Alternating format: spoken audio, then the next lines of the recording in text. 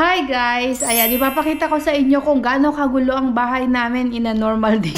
Normal days talaga. Parang araw-araw naman ng bahay namin ay normal ganito kagulo guys. Parang siguro pag susumahin natin, 5 minutes lang siyang malinis. Pagkatapos kong maglinis and mag-ayos, 5 minutes lang yan. After 5 minutes, magiging jungle na naman guys. Jungle ng mga sasakyan, ganyan. Everywhere is crowded. So, pag wala dito si Mr. guys, talagang hirap akong maglinis. Kasi nga, tawag dito, panay kalat tong si Yasi. Tingnan nyo naman ang mga kalat niya guys. Lahat ng sasakyan niya nilalabas niya. Hindi naman lahat, pero 2 box lang tong nandito sa sala. Ayan, kalat na naman. So, sinasabihan ko siya minsan, pag maglalaro siya, doon lang sa kwarto nila. Kaso, makulit guys, gusto niya talaga dito sa sala kasi mas maluwag daw. So ayan, lahat ng sasakyan niya.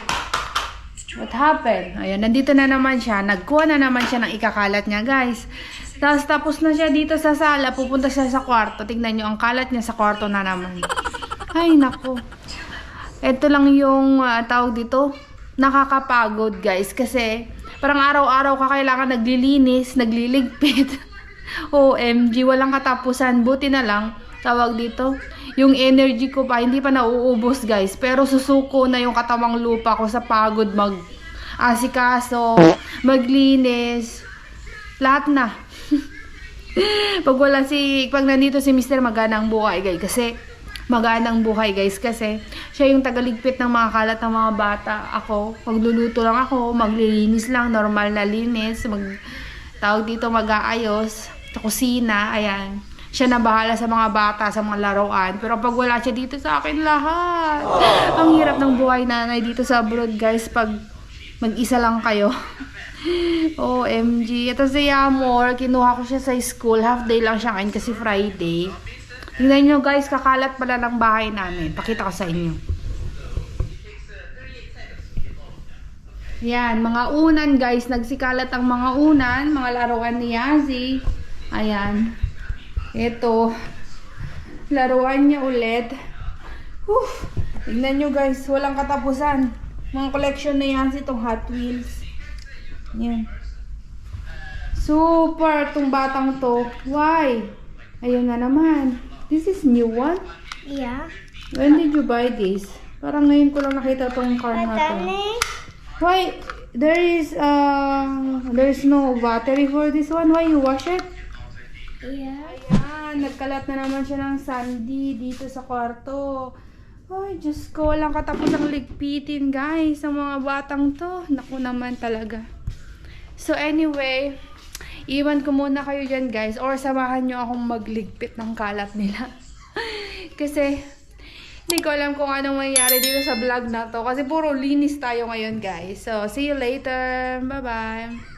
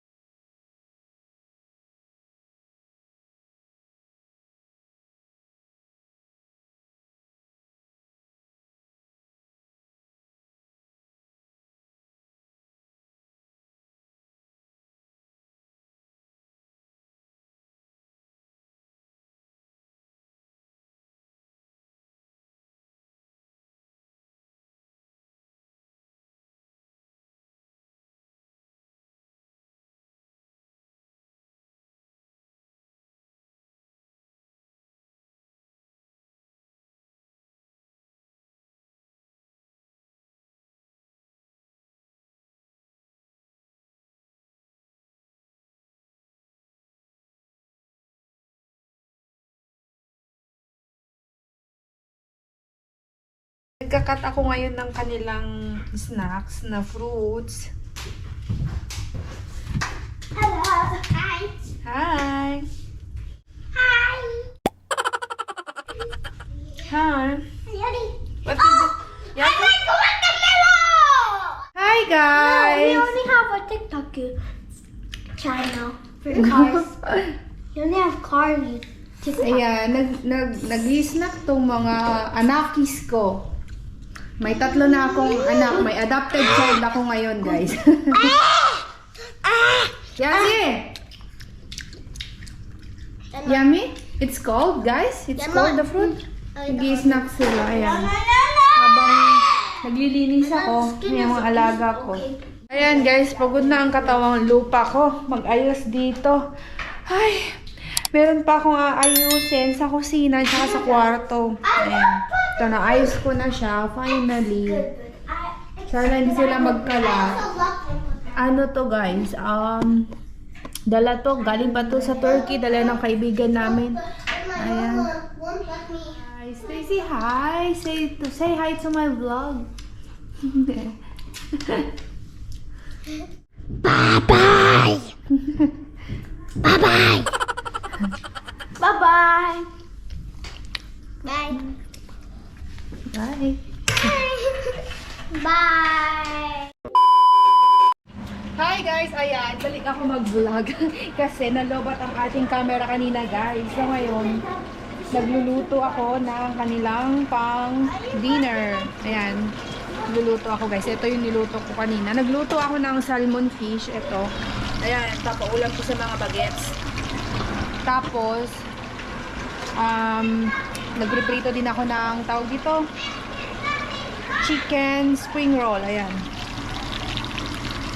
Ayan. Pinaghahanda ko na sila guys. Nilagyan ko na yung mga plato nila kasi mainit yung pagkain. So, sakto, ano yan siya. Makain yan nila. Hihimayin ko muna yung ano nila, yung isda nila kasi baka may nakasingit na tawag dito. Sa tawag doon? Bone. Tinik. Baka himayin ko lang guys. Baka matinikan sila na ko. Gusto ko kasi palaging may kasama si Yamo at si Yasi para malesen yung ano nila guys, malesen yung kanilang paglalaro sa gadgets. Kasi pag may kalaro silang ibang bata, nagpo-focus talaga sila sa mga laruan, ganyan, nagkukulay, alam niyo naman ang mga bata. Tapos kapag sila lang, gusto naman nila, ako lagi nilang kalaro. Yung pag ako naglalaro sa kanila, wala na akong magagawang gawain bahay. So, mas maganda talaga pag may kasama silang kalaro. Luckily, yung kaibigan ni Yamor, pareho kami ng tower, pero tawag dito, iba lang sila ng block. Nasa block C sila, nasa A kami. So, lucky si Yamor, may kalaro siya. Kaya lagi ko siyang in-invite dito sa bahay para maglaro sila. Si Yasi gustong-gusto niya may kalaro. Ayan. Kainin ko muna tong mga kasama ko, guys. And si Yasi naglalaro. Get ready! Yamor, get ready! Come, stay. Now? Can I eat? You want to eat also rice? Yeah. Huh? And Stacy. Okay, you want to Food ready. Hi guys! So ayan, welcome back again sa ating vlog. So ayan, ginabi na tayo guys mag-vlog. Pero busy ako buong araw kasi ang dami kong niligpit, nilinis. Ayan, buhay nanay guys sa abroad. Alam nyo na, ganito ang mga nanay dito sa ibang bansa na walang katuwang, walang katulong, at walang kasama sa bahay. Lahat, trabaho namin lahat guys. Ito walang kapaguran. Kailangan paspas ang trabaho kapag may bata ka. So, napagod ako guys, hiningal ako at hindi ko na continuous yung vlog ko kanina. Kasi nagpakain ako ng mga bata, naghugas na naman ako ng pinagkainan. Ayan, pagkatapos kong magluto. So after nun, prepare ko na yung mga bata for bedtime. So ayan, sa wakas guys, nakatulog na sila at ako yung may time na para sa sarili ko. At may time na rin akong mag-vlog at kausapin kayo. O diba? Sa buong araw na ginawa ko, meron pa rin ako natitirang energy para gumawa ng content guys, para gumawa ng vlog, para makausap ko kayo guys. So, ayan. Napagod ako guys, pero satisfying naman yung pagod ko. I mean, tawag dito, yung pag-aalaga ko sa mga anak ko, tsaka paglilinis ko dito sa bahay. Parang, ang nangyayari kasi sa akin, kahit napagod ako, pero kapag nakikita kong maaliwalas yung bahay at maaliwalas yung kapaligiran, maayos, parang nakaka-relax guys. Nakaka-relax ang bahay na malinis at maayos. Lalo na pag, syempre, yung kasama mo sa bahay, galing sa trabaho, kaya tas uuwi sa bahay, kailangan ang madatnan niyang bahay ay malinis para naman relaxing siya. Talagang at home siya guys. At home. Pero minsan, syempre may mga nanay din na pagod na mag-alaga, diba? Wala na silang time mag-arrange ganyan. So, kain lang ako guys. Nagugutom ako. Kasi, maaga kami nag-dinner ng mga bata. Ito ang snacks ko guys. Mixed fruit. Pineapple, strawberry, pears, and ang tawag dito? Kinakain ko tong blueberry kasi ayaw nila kasi maasim guys. Mix siya, may maasim, may matamis, yung malalaki matamis, yung maliliit medyo maasim pa, so ayaw ng mga bata. So instead na masira lang sa ref, kainin ko na lang, diba? So nakaligo na rin ako, fresh from the bathroom. Nung napatulog ko yung mga bata, ayan, meron na akong me time para maglinis naman sa sarili ko, o diba? So, tulog na si Yama at si Yasi, guys. Kaya walang nanggugulo dito sa vlog natin ngayon. Anyway, gusto ko palang i-share sa inyo regarding sa ating citizen, guys, na ganun pala yun pag nag-acquire ka ng bagong, ang tawag dito, other nationality mo, mawawala pala ang visa ng iyong pagka-Pilipino. So, nawalan ng visa yung aking citizen bilang isang Pilipino. So, I mean, yung rights ko before na hindi pa ako tawag dito, nabibinyagan bilang isang Turkish, I mean, other nationality, hindi na pareho ngayon yung sitwasyon ko. Ganun ba yun? Paano ba i-explain? Hindi ako marunong guys mag-explain regarding sa mga ganitong bagay. Alam nyo na. Pero i-share ko pa rin sa inyo guys. Yun, baliwala daw yung mga rights ko bilang isang Pilipino. Mag-reacquire ng aking nationality bilang isang Pilipino. Pag pala nakakuha ka ng dual citizen, hindi pa masasabing dual citizen guys pag hindi mo in-apply ulit yung iyong nationality. May vlog ako sa inyo, diba guys, na shinare ko sa inyo na na-approve na yung ating citizenship for Turkish citizen. So, I'm a Turkish citizen now. And then, kailangan ko palang i-update guys yung Philippine Embassy na nakapag-acquire na ako ng Turkish citizen ko. And kailangan kong i-reacquire yung nationality natin para maging officially dual citizen tayo guys. Kailangan nating mag-apply na ang dual citizen. Baka mali-mali na naman yung mga sinasabi ko guys, kasi hindi ako nag-research. Nababasa ko lang yan, tapos naririnig ko lang sa mga kapwa nating Pilipina na dual citizen na nababasa ko, tsaka napapanood ko na rin sa mga YouTube. Pero yun nga guys, in-advise nila ako na kailangan kong mag-apply ng ating dual citizenship para tawag dito, yung benefits ng pagka-Pilipino ay makukuha ko pa rin. So, magiging two national na ako, is Turkish national and Filipino nationality. So, ayun nga guys, kailangan nating mag-apply. In short, kailangan ko pang mag-apply ng ating magre-reacquire tayo ng ating Filipino citizen para matawag tayong dual citizen guys. So, bumili ako kahapon ba ito? Nung isang araw yata, nung nagpunta kami ng market ni Mr. Nakita ko tong Mr. Fluffy. It's a Japanese cake. Nagka-crave ako ng Japanese cake. Kaso, kinuha ko to. Hindi ko alam ang lasa. First time pong bilhin guys, tong Japanese cake na to. Ewan ko kung sira na ba or talagang ganito yung lasa.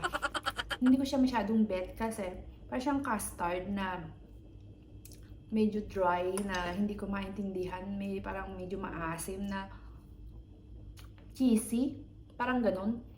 Hindi ko siya bet guys. Kaya tingin ko hindi ko siya masyadong madami. Hindi ko siya mauubos. Kaya Magpuputas na lang. Inuulit ko guys sa mga nakapag-apply na or nakapag-reacquire na ng inyong citizenship. Kung kayo ay dual citizen at nakapag-apply na kayo sa Philippine Embassy, kung ano yung mga experience and requirements, pwede nyo i-comment down below guys para magkaroon ako ng idea and how to process. Dito ko natatapusin ang ating vlog guys. Sana nag-enjoy kayo sa ating video for today and comment down below guys kung anong gusto nyo video or content na gagawin natin in the next video. So, thank you for watching again guys and I love you all. Good night! Bye-bye!